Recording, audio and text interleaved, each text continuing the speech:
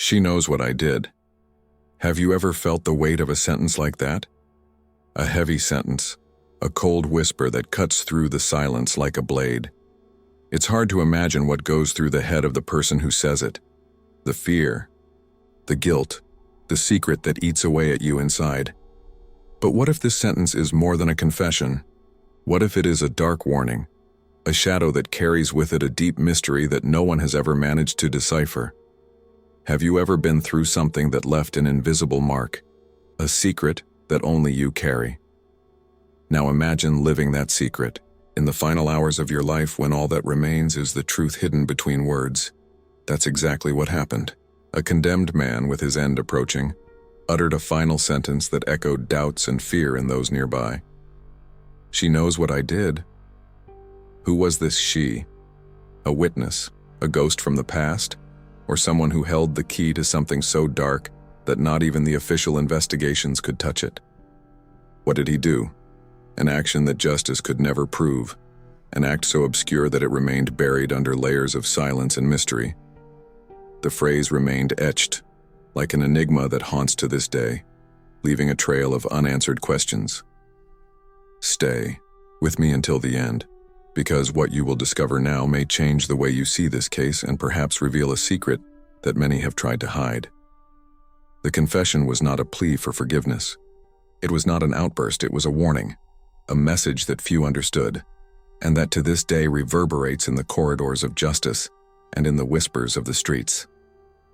Let's enter this man's mind, the dark environment where this phrase was uttered, and explore the conflicting versions about who this she is and what he did so that, even in the face of death, the fear persisted so intensely.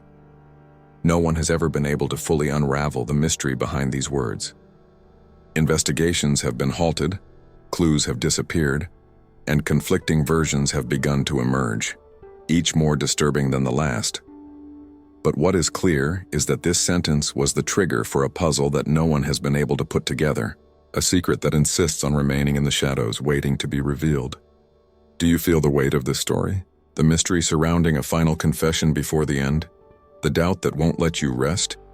Prepare to dive deep into this enigma, to feel the tension that was in the air at that moment, and to face the shadows that no one dares to touch.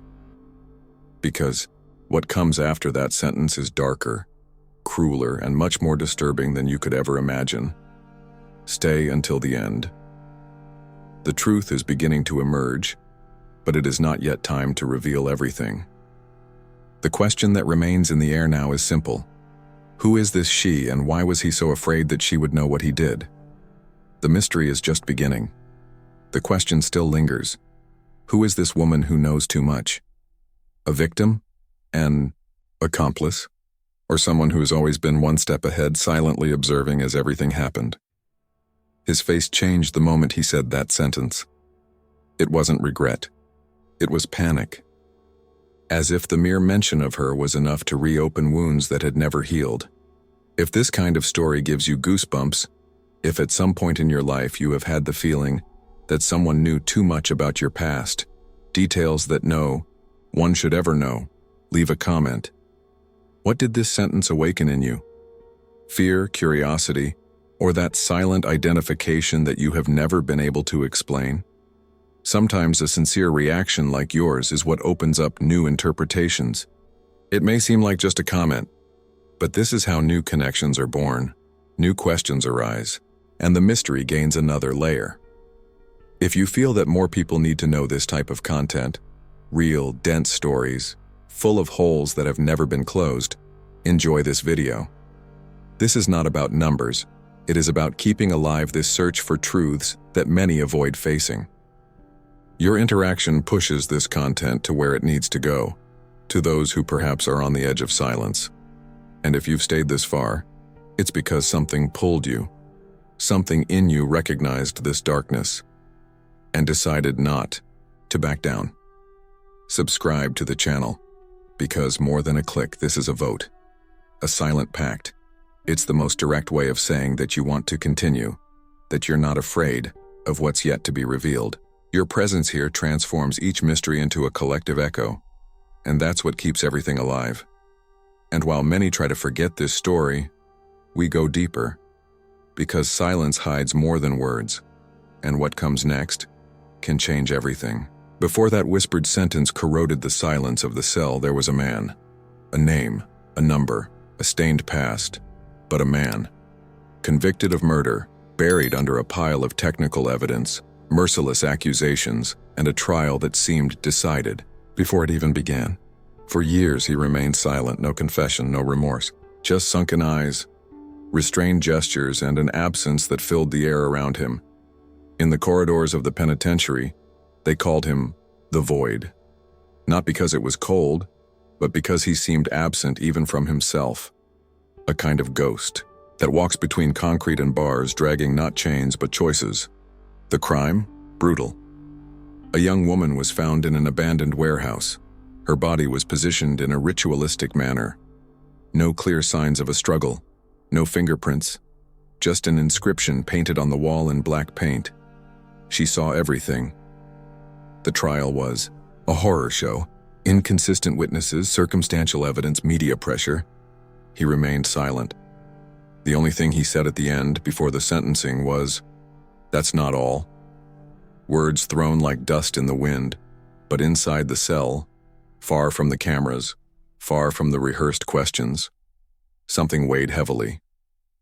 A rigid, silent routine. Days that repeated themselves in shades of gray, and nights that seemed to scream at him. He wrote. He scratched words on pieces of toilet paper, disjointed words, codes, names. But one phrase repeated itself like a tortured refrain. "She knows what I did." No one understood. Not the prison psychologists, not the guards, not the other inmates. Some said he was trying to blame someone. Others thought he was hallucinating. But there was something in his eyes when he said it again. A lucidity. A pain that was embedded in his consciousness. As if that woman really existed. As if she were there, watching from behind the walls. Life before the enigma was a straight line to oblivion. He didn't receive visitors, he didn't write letters, he didn't listen to the priests who tried to offer comfort. But there was a constant tension, as if he were waiting for something. Or someone. And then, 3 weeks before his execution, he began to speak. Quietly. Slowly. Not to the other prisoners, but to the walls, to the shadows, to his own guilt. A new phrase appeared in the nurse's records. "She won't forgive me." Who was she? Staff began reporting strange behavior. He would stare at the bathroom mirror for minutes at a time, as if he saw another presence there. One morning, screams broke the silence of the isolation ward. They said he saw something, or someone, but no one confirmed it. Just another story stifled within the system. When one of the jailers, curious, asked if he was talking about a real woman or a hallucination, he replied, "She exists, and she is closer than you think." The impact of those words echoed. Behind the scenes at the prison, theories began to emerge. An ex-girlfriend?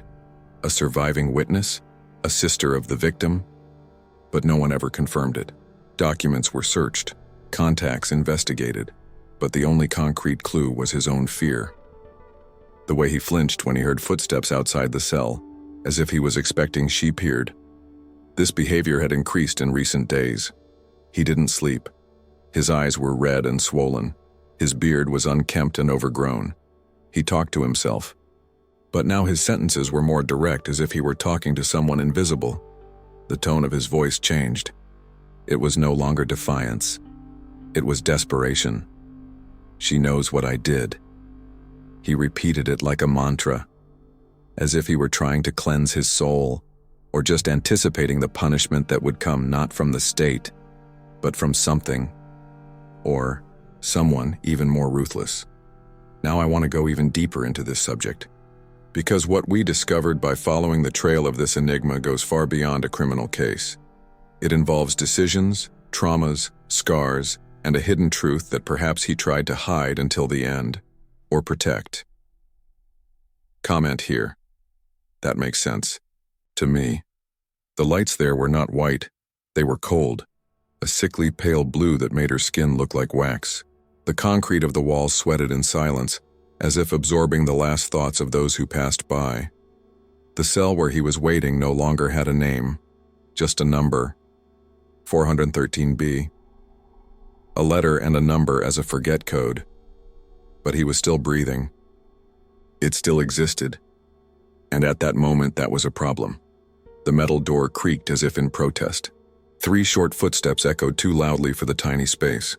He was sitting, hands clasped, back hunched. His prison garb hung from his shoulders as if he had shrunk inside. His face, it wasn't the same man from the headlines. It wasn't the monster from the old photos. It was someone corroded. Someone who had bled inside for too long without ever showing an open wound. The look? A dry abyss. No hate, no fear. Just tiredness. The kind of tiredness that doesn't come from sleepless nights, but from decades badly lived. The cell smelled of rust, stale sweat, and a faint hint of cheap disinfectant.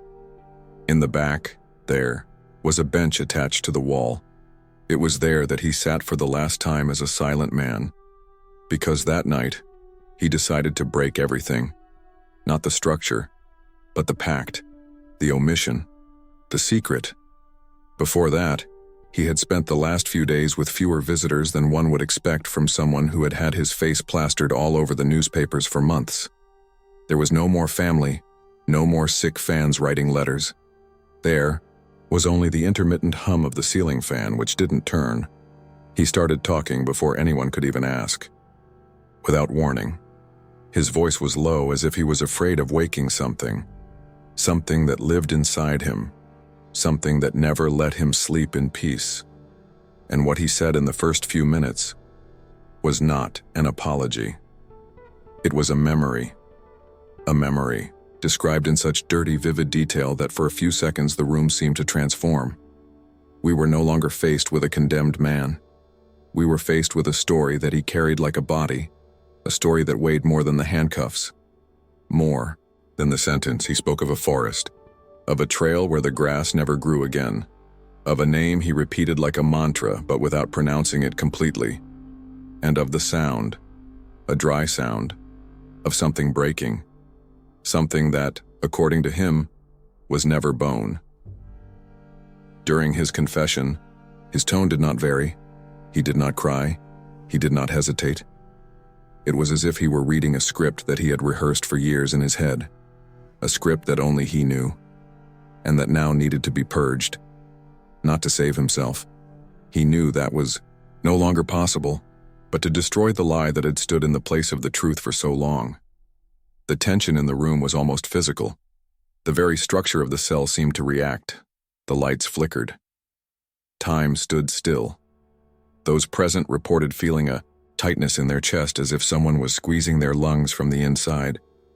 Others said it was cold, but not the cold of the air conditioning.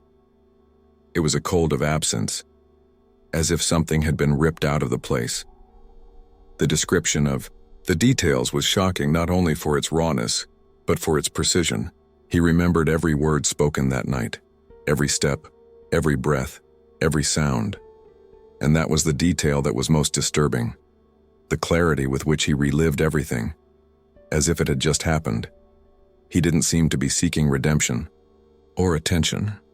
It was something else, a kind of primitive need to get rid of something that had grown like a tumor, something that was deforming his soul every day. And when he spoke, you could see it coming out in pieces, not in the air, but in his eyes, in the gaps between one sentence and another, in the silences that said more than any words. The chair he was sitting in was not padded. It creaked with every movement, but he barely moved. He remained still, only his eyes dancing from side to side, as if he were observing scenes behind the walls, as if he saw things that no one else could see.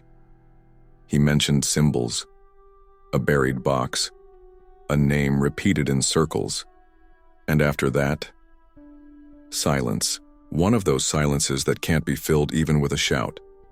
A silence that seems to displace the air, that makes the heart skip a beat. Those who listened to him did not know if they were facing a revelation or a warning. And when he finally looked straight at whoever was there, he said a phrase that still echoes in the corridors of that prison. "I didn't do what they condemned me for, but I did worse." No one answered. No one interrupted. It was as if everyone had been pushed out of their own bodies at that moment, as if time had taken a step back. He smiled, not with joy, but with relief, a strange relief, like someone who had finally given back something they should never have carried. Now I want to go even deeper into this subject, because there was something no one noticed that night, a subtle detail, almost invisible, but that changes everything. Comment below. This makes sense to me if you felt this way too. The cell seemed to breathe with him, or rather, with what was left of it. The sweat was no longer sweat, it was a cold layer of memory stuck to the skin. The thin mattress creaked with every movement as if it was also about to confess something. He hadn't spoken to anyone for 2 days. The fixed gaze, lost in an invisible point between the cracked wall and the rusty grate, revealed a mind that was no longer there, or was trapped somewhere much darker. But all it took was that one question, asked in an almost neutral tone. Who was she? And the silence finally broke. Not with shouts, not with fury, but with a muffled whisper that sounded more like a blade sliding down the throat of truth. His expression changed. The tension in his eyes became more evident. His jaw clenched, as if he were biting his tongue to keep the truth from slipping out all at once. She was everything I couldn't have. That's what he said. Just that, but the weight of those words? It shook the floor of the cell like a silent earthquake. Her identity was never straightforward. In the official records, she appears as AM, cold, sterile, faceless initials. But in his words, she took many forms. In one version, she was his wife. A woman with eyes too bright for the world she lived in, with a laugh that lasted seconds but left an echo of days. In another version, she was just a victim, a random girl, in the wrong place at the wrong time, or, as he put it, in the right place for the wrong person. There was a third story, rarer, more whispered, the one where she was neither wife nor victim. She was an accomplice, the shadow beside the shadow, the mastermind behind the plan, the woman who smiled as the newspapers pointed out the monster. But not her, and this version he told in a low, almost affectionate voice, as if protecting her was the last shred of dignity he still held on to with the broken fingers of his soul. But there is one detail that destroys all these versions. In one of his last interviews, he said something that no one could explain. She never existed, the way you think. And the silence returned. Cold. Scary. Because what does that mean? That she was an invention, a hallucination, a disguise, a code? The most disturbing thing is that each version told has small elements of truth. Dates that match, locations that coincide, emotions that are hard to fake, but none of them fit together completely. There is always a missing piece. There is always a contradiction. And that is what turns the case into something more than a crime. It turns it into an enigma, an emotional puzzle, an open scar in the very fabric of truth.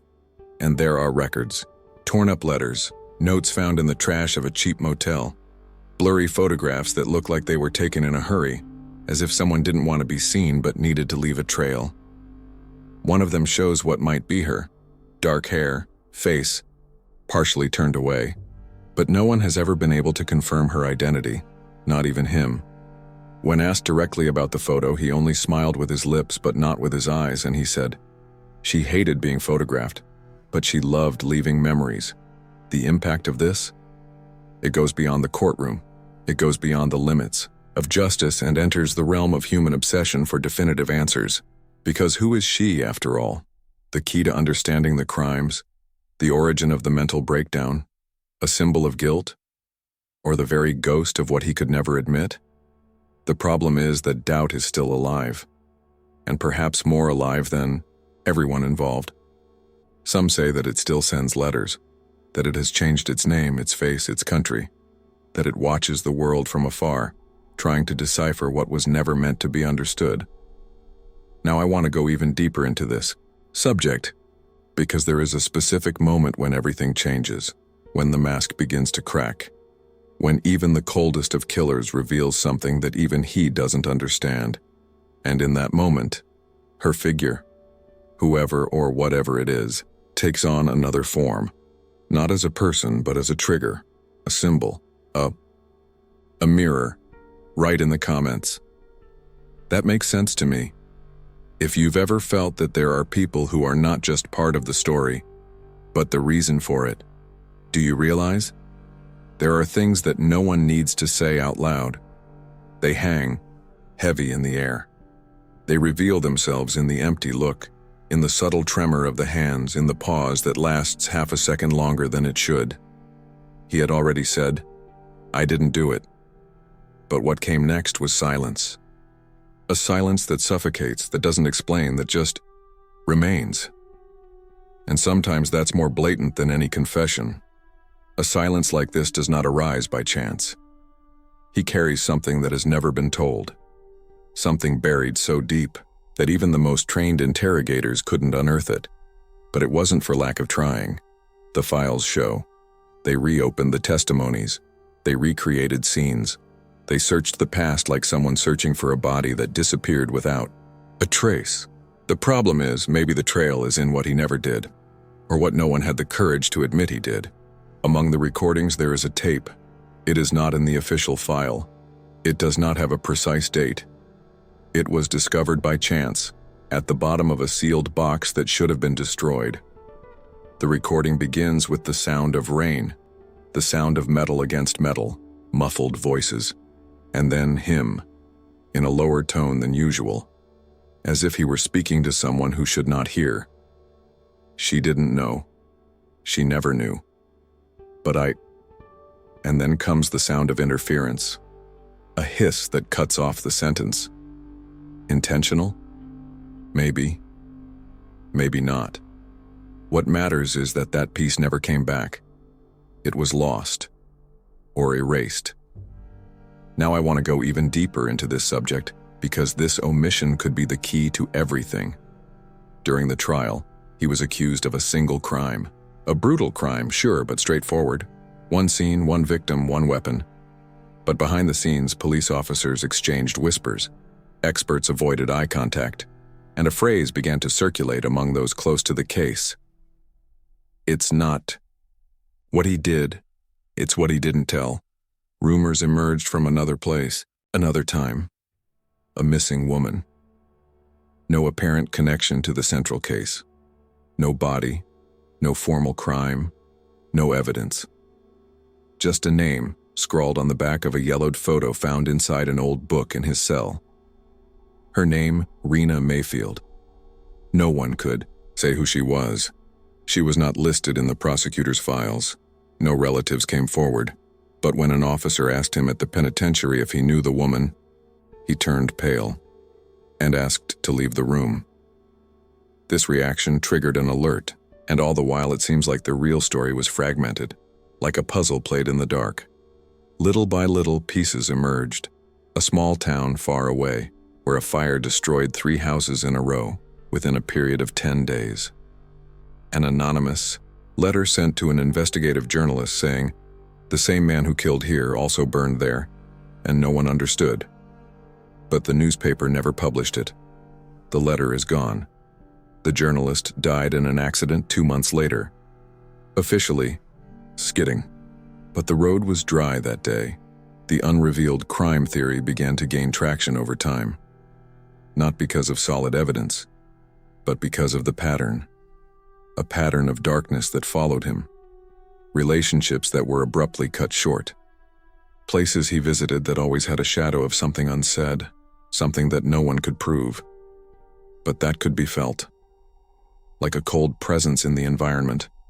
And perhaps the cruelest thing is that even when he was about to die, he never denied it, he never confirmed it. He just kept quiet. There was a moment shortly before the execution when a priest entered the cell. He offered forgiveness, confession, absolution. He stared at me for a few seconds. Then he whispered, "What needs to be said will die with me," a phrase that echoed in the mind of those who heard it, and still echoes. Because when someone chooses silence on the brink of the end, it is because the truth would be even more disturbing than death itself. Perhaps the biggest impact of this case is not what was discovered, but what was buried in unexplained gestures. In the absences that no one was able to connect. The mindset of someone like that is not built out of thin air. It comes from layers, trauma, manipulation, bad decisions in a row, and a point of no return. And this dark journey full of invisible cracks reveals a rare face, that of someone who hides even from himself.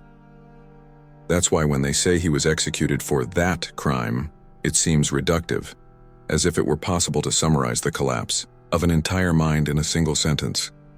There's something in his origins, in his childhood, in the places he's been, in the figures who disappeared and were never seen again. And all of this is connected, even if in a diffuse way, as if each element were trying to point to something that no one has yet had the courage to name. Comment. This makes sense to me. Now I want to go even deeper into this subject. The investigator's eyes twitched the instant he heard it. It wasn't the sentence itself, short, cold, dry, but the way it cut through the silence. I didn't do it.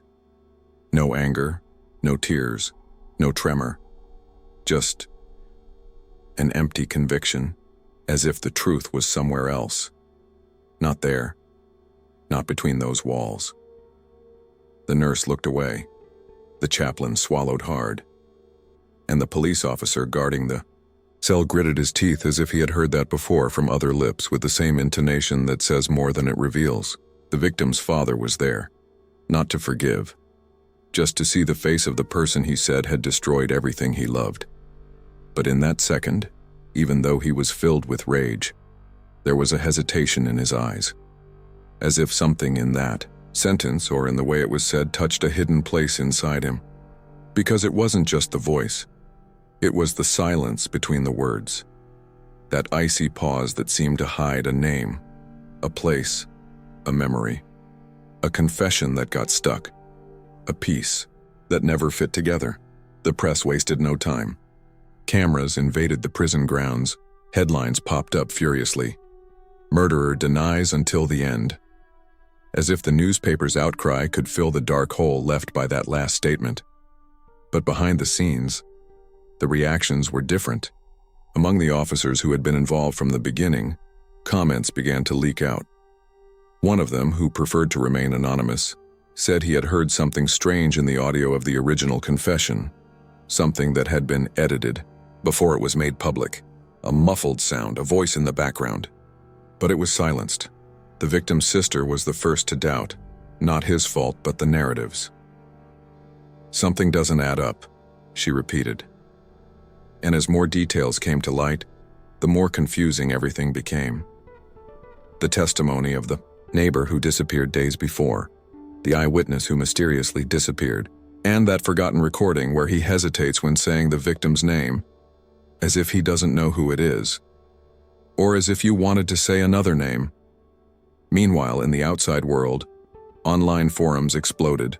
Ordinary people, amateur detectives, body language experts, all trying to decipher that last-second blank stare, that micro-gesture that slipped past the camera, a hand tremor, a suppressed smile, a hidden message. One comment stood out among thousands. He didn't say, "I didn't do it." He said, "I didn't do it with her." And nobody noticed. It was just a theory. But it lit a spark. And when someone rescued the initial expert report, which mentioned genetic traits of a second individual, the case, until then considered closed, began to smell like a cover-up. Tension spread behind the scenes. One of the prosecutors resigned, citing health problems. But sources close to the case said he had received an anonymous letter with a single sentence: "You have accused the wrong man." The origin of the letter? It was traced back to a psychiatric hospital that had been closed for 3 years, where one of the inmates and a patient with no records claimed to know details of the crime. Details have never been released. What if the phrase "I didn't do it" was just the beginning? A bait? A code? A wave to someone on the other side? Who else heard that and realized what was behind it? Or was everyone too busy trying to close the case, seal the coffin, and turn the page? Now I want to go even deeper into this subject, because when we start to look not just at what was said, but at who was present, and most importantly, who was not, the scenario changes drastically. The chief detective who led the investigation did not show up on the day of the execution, even though he had assured that he would make a point of looking him in the eye one last time. The official excuse: personal problems. But close colleagues claimed that he locked himself in the house that day, and that, around 3 in the morning, he called his ex-wife saying, "The truth is out there, and we let it go." What does this mean? Why would someone with an impeccable career, respect, and decorations suddenly collapse emotionally after a sentence that seemed like just another predictable denial from a convict? That's where a forgotten point comes in. A photograph, never shown to the press, found in the cell days before the execution. In it, 3 children. One of them, clearly the victim.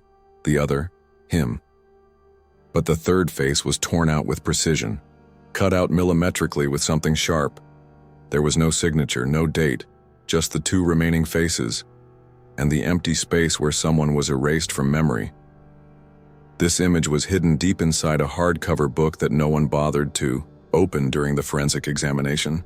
The only reason they found it was because the chaplain accidentally dropped the book. And when that happened, something changed in his behavior. He started visiting the cell more often, and he started asking questions about childhood, about loss, about guilt. This triggered something unexpected.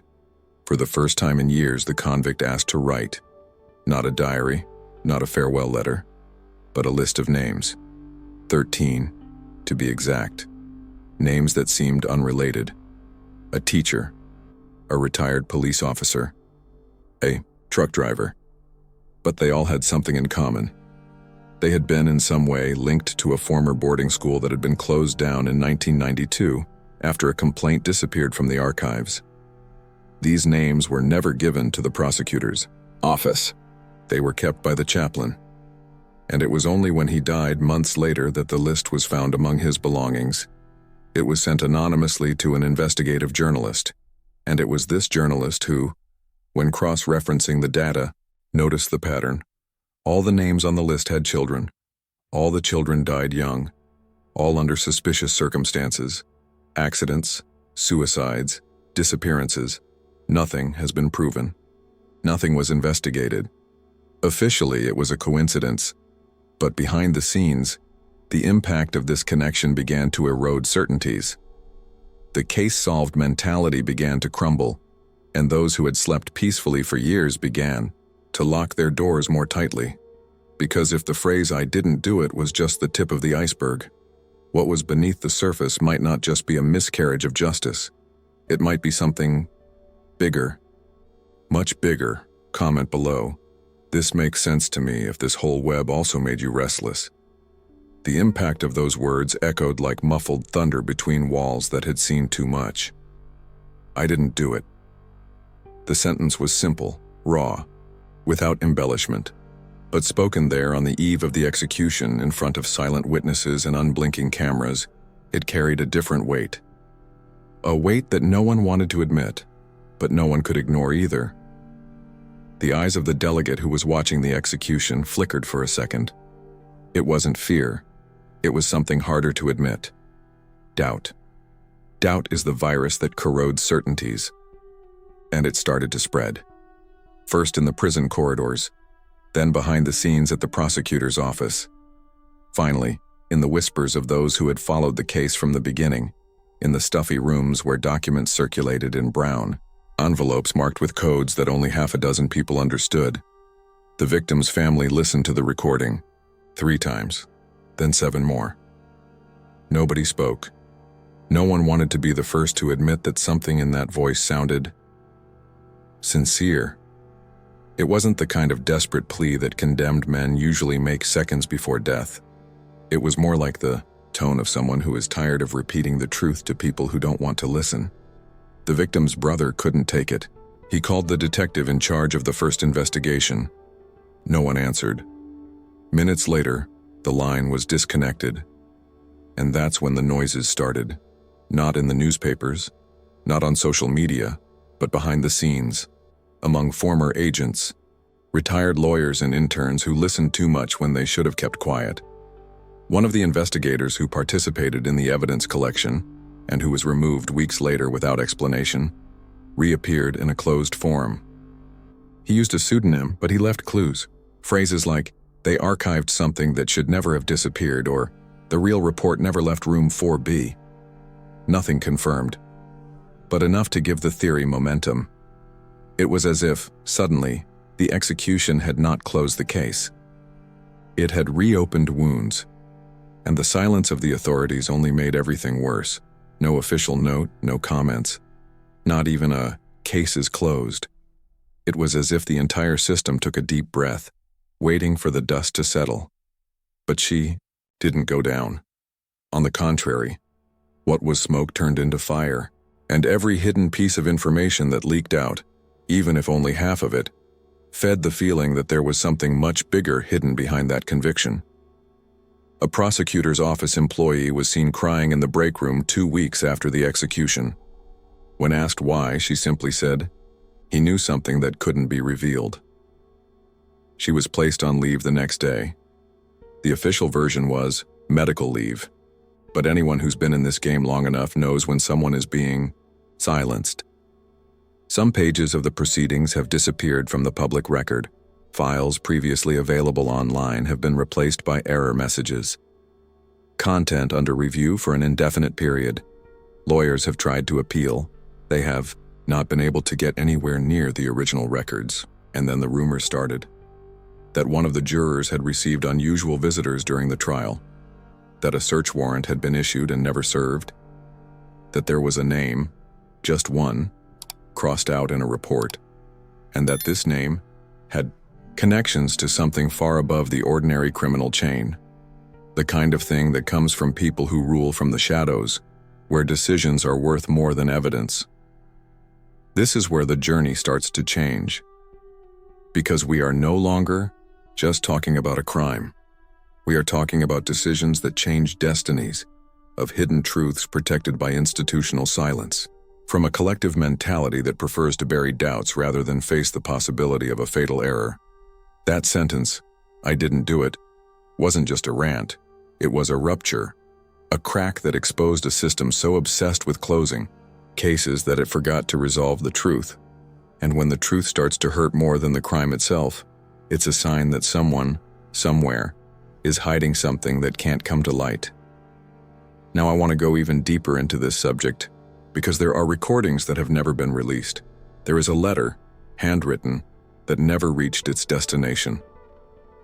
And there is a visit made the night before the execution that changed everything, but officially, it never happened. Right there. I'm on this journey too.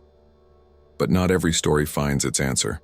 Some drown in their own silence, others are forcibly sunk.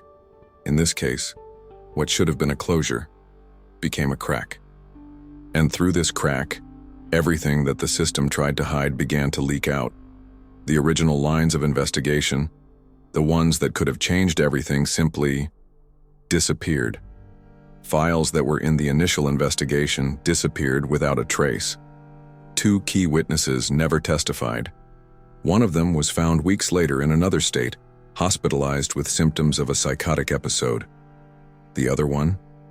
She was never seen again. And the strangest thing, there was a third person mentioned in the case, someone who was supposedly at the scene on the night of the crime, a name that appears only once in an expert report and then never again.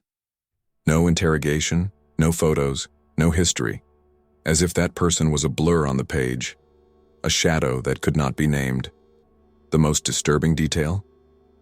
An anonymous call, made to the police station 48 hours after the crime, claiming that the arrested person was not the real perpetrator. The call was recorded but not investigated. Why? This question still resonates today. When the private detectives hired by the family tried to reopen this point, they encountered obstacles at all levels. Documents classified as restricted access. Deputies who requested a transfer shortly after the parallel investigations began. One of them even declared off the record. There are things here that you have no idea about. I saw it, and I regretted it. That was it. No more details. This mentality of burying uncomfortable questions had a devastating effect. Every attempt to seek the truth came to be seen as a threat. Investigators who dared to press forward faced reprisals. A journalist who was covering the case, and who insisted on the flaws in the process, was the victim of a strange robbery. All that was taken was his cell phone and notebooks. It is at this point in the journey that everything begins to seem more like a performance than a trial. A kind of theater stage to end the matter quickly, avoid scandal, and keep up appearances. But behind the scenes, the real script was much dirtier than anyone imagined. The official version presented a narrative that was too simple, too convenient. A lonely man with a history of instability, no solid alibi, no resources for a good defense. That was it. The guilty party was exposed. But this version ignored crucial facts. Neighbors who heard more than 2 voices at the crime scene, footprints different from those of the accused found outside, and even a strange fingerprint on the stair railing, which for some reason did not match any of the people involved in the case. This fingerprint was never officially identified. And the most bizarre thing, it disappeared from the database 6 months later, just erased. Now I want to go even deeper into this. Because when you start looking at the decisions that were made in this case, and the ones that were ignored, you realize that this isn't just about human error. There's a difference between error and concealment. And here it looks like someone chose to cover their tracks. The question that remains is, why? One hypothesis: protection. Not from the defendant, but from someone higher up. Someone who couldn't be seen. Someone with a strong name. During the first few days, there were rumors about an influential person with ties to the victim. A local businessman, known for his donations to the city and for his troubled relationship with members of the justice system. His name appeared in only one report, and then was never mentioned again. The newspaper claimed an error. The reporter was dismissed. This constant attempt to bury the truth creates a maze, and in this maze, each new clue seems to lead to a dead end, as if someone is always one step ahead, cutting wires, turning off recorders, silencing voices.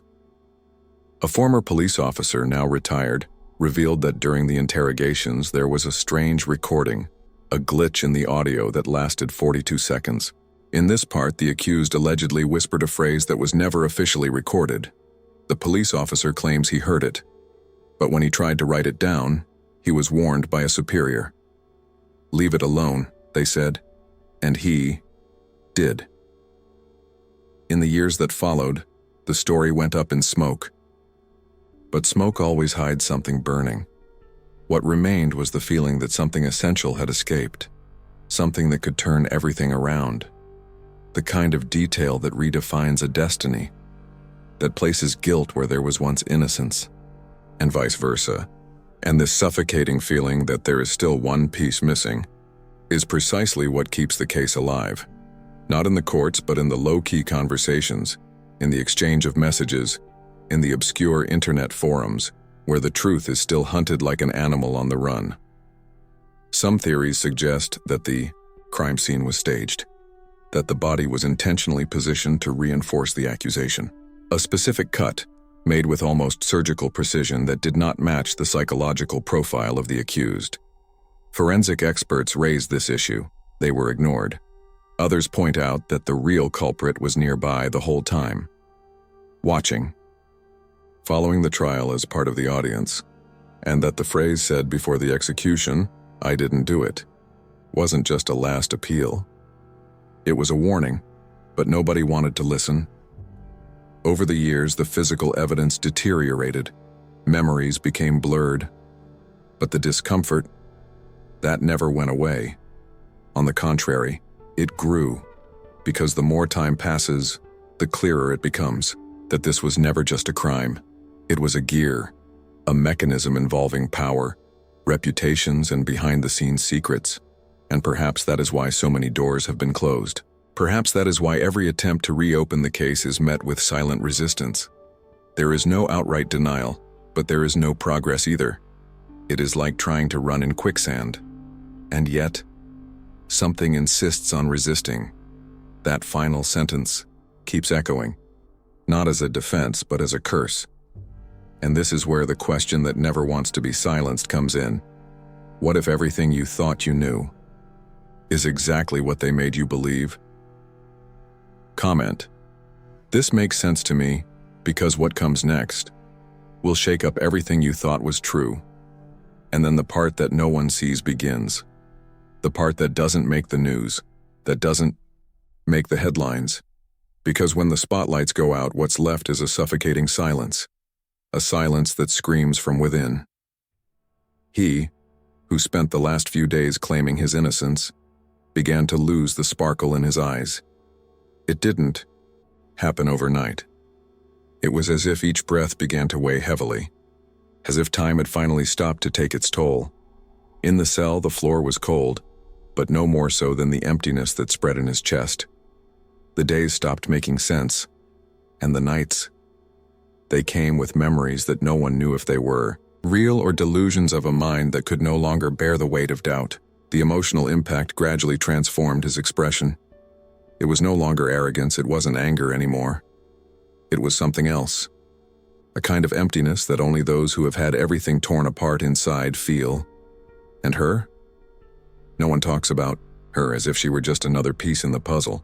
But she bled too, not on the outside and on the inside. She tried to move on. She changed cities. Her name. She tried to erase the past. But it was everywhere. In the reflection in the mirror, in the sound of the sirens, in the sudden ringing of a phone at the wrong time. That call that never came, but always seemed about to happen. The trauma became routine and the fear a habit. The truth is that this story didn't just destroy one life. It dragged two souls to a place where the light simply doesn't reach. Where every memory hurts, and every attempt to move forward is sabotaged by the question that was never answered. What really happened that night? Because no matter how much the court records say one thing, his eyes said another, and her eyes too. It was as if they had both lived different versions of the same nightmare. He claimed he was betrayed. Who trusted the wrong person? That there was a mistake. She, on the other hand, said she saw it. That felt that you are sure. But deep down, her gaze always carried something more. A weight. A doubt she never had the courage to admit. Maybe it was guilt. Maybe it was fear of finding out that everything she believed was a lie. Or maybe, just maybe, she knew something she never told. Not to the police, not to her family, not to herself.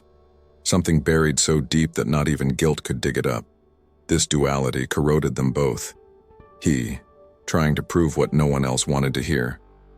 She, trying to forget what she may never have understood. And that's where the truth gets lost. In the space between pain and silence.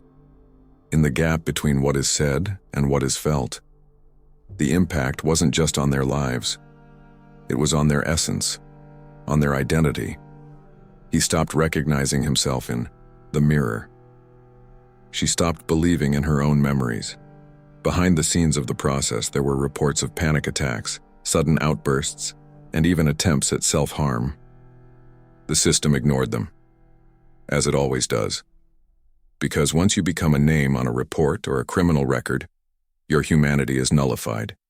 You become a number, a label, a verdict.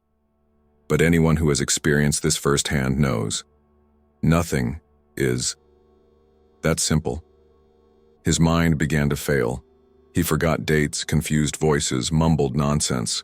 Some said it was an act, a last attempt to escape punishment. But others, who saw it up close, swore it was not an act. It was broken. It was collapse. And even with all of this, a part of him still hoped she would come back, that she would appear out of nowhere saying she remembered something, that she would confess to having made a mistake, that she would say, "It wasn't you." But that never happened. Her silence was the heaviest sentence he had ever carried, not the one that came from the judge's mouth, the one that came from the only person who could have saved him. Now I want to go even deeper into this subject. There is a point of pain where you no longer scream. We just breathe. And not always willingly. He began to collect letters that were never sent, handwritten, carefully folded, hidden under the mattress.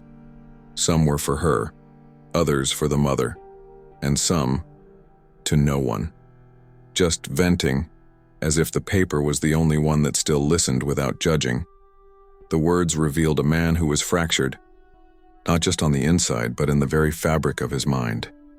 He said that the days seemed to repeat themselves, that voices came at odd hours, that sometimes he saw figures with her face. He even wrote that he could smell perfume in the hallway of his cell. No one took him seriously. But what if this was more than paranoia? What if the emotional pain had in fact transformed everything around him? She also went through a transformation. Those who knew her before the case said she was easygoing. Smile easily. I had common dreams. Then, it disappeared. Closed all social networks. Broke up with friends. He entered a cycle of voluntary isolation. Her face, when it appeared once in print years later, looked like someone else's. He had that kind of look that only those who live with heavy secrets learn to maintain. They were both condemned. He officially, she emotionally. And the cruelest thing is that to this day no one knows what really happened, because the only eyewitness, if he saw anything, refuses to go into details. He once said, "What I saw, no one would believe." That's it. He never explained. He never finished the sentence. And that was enough to fuel a series of theories. Some say she saw someone else that night, but he couldn't identify it. Others believe she was manipulated, that someone messed with her perception. And some say she knew the truth but chose silence out of fear, or worse, out of guilt. Because maybe, deep down, she had some involvement that she never revealed. The possibilities are many, but the answers are still missing. Write it down. That makes sense to me, because what comes next delves even deeper into this labyrinth where what seems to be is not always. Time didn't stop when he screamed. But inside him everything collapsed. It wasn't a cry of defense, it was a cry that carried something darker, an old weariness, a pain that no one there seemed able to understand. In the cold room, surrounded by artificial lights and eyes hungry for justice, he just kept repeating, "I didn't do it." But the phrase said so many times began to sound less like a denial and more like a coded confession, as if, deep down, he was trying to protect something, or someone. On the other side of the cell, hidden from the spotlight and the media frenzy, she stood silently. She had always been that way, discreet, almost invisible. But now the entire narrative seemed to revolve around her. No one said her name. No one talked about what she knew. But everyone sensed that she knew. Something about her, in her downcast eyes, in her hunched shoulders, in the way she clutched her arms as if she were about to fall apart, said there was an entire secret imploding inside that fragile body. A secret that could turn everything upside down. The truth is that the consequences began well before the last sentence, before the trial, before the cameras, before the noise. They started the moment he made the first wrong choice. A small, seemingly irrelevant choice. But that's where it all broke down. And he knew. Each night he lay on the thin prison mattress. He relived the scene with one more detail, as if memory were playing against him. A cruel lens that magnified every failure, every rash decision, every silence that should have been a scream. And she carried the pieces. Not from the crime, but from before. of what happened in the shadows, behind the scenes, because when we talk about emotional impact, most people think of tears, screams, and requests for forgiveness. But sometimes the most violent impact is the one that makes no noise at all. It's what creeps into the eyes of someone who loved and was left behind, that he believed and was betrayed. No one tells you this part. The part where you're not afraid of what they'll find out, but of what you already know and can't forget. The part where regret doesn't apologize, it just settles in like a permanent guest inside your mind. A presence that suffocates, that corrodes, that whispers in the dark. You knew. You could have prevented it. But avoid what?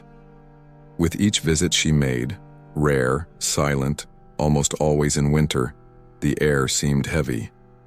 The two barely looked at each other, but when their eyes met, it was as if there was a wordless conversation, something living in the space between them, an unspoken truth, an uncomfortable memory. Or worse, a complicity that no one could explain.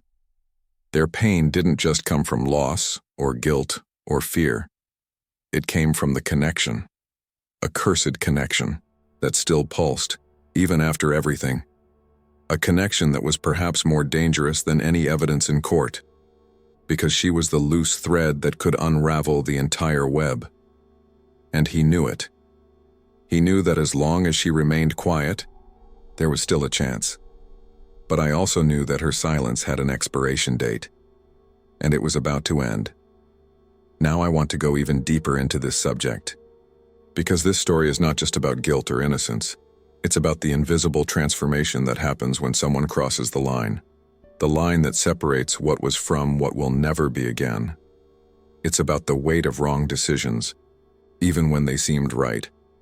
It's about the kind of fear that paralyzes you, not because of what might happen, but because of what has already happened and is still buried, waiting to surface. There are stories that unfold with logic, evidence, and clear answers, but not this one.